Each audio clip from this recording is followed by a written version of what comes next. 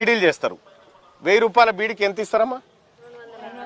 260 ఇస్తారు. నువ్వు ఇప్పుడు నాకు ఇచ్చినావు, నేను మధ్యవర్తిని, నేను కంపెనీ ఆయనకు ఇవ్వాలి. నీ దగ్గర 250 కొనుక్కపోయి నేను 1000 రూపాయలకు అమ్ముకున్నాను అనుకో, ఆయనకు నాకు ఎంత లాభం? ఈడ కష్టం చేసేది నువ్వు,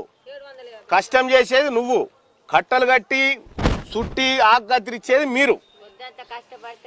ఈడ ఉత్త పుణ్యానికి నీ బీడీలు తీసుకుపోయి ఆయనకి ఇచ్చినందుకు 750 నాకు. ఇగో ఈ మంచాలు కూడా 12,500లకు తయారవుతున్న మంచాన్ని తీసుకుపోయి ప్రభుత్వంకి ఇచ్చినందుకు, గాడు ఉన్నాయి తెచ్చుకోపో అన్నందుకు 100 కోట్ల రూపాయలు జానారెడ్డి కొడుకు ఎత్తుకపోతామని చూస్తుండు. 100 కోట్ల రూపాయలు ఎవరి సొమ్మమ్మా? ఇది మన సొమ్మే కదా, మన సొమ్మే కదా. ఎవరు పెడుతున్నాడు? ఈ మైకులన్నీ ఎందుకు తిరుగుతున్నాయి?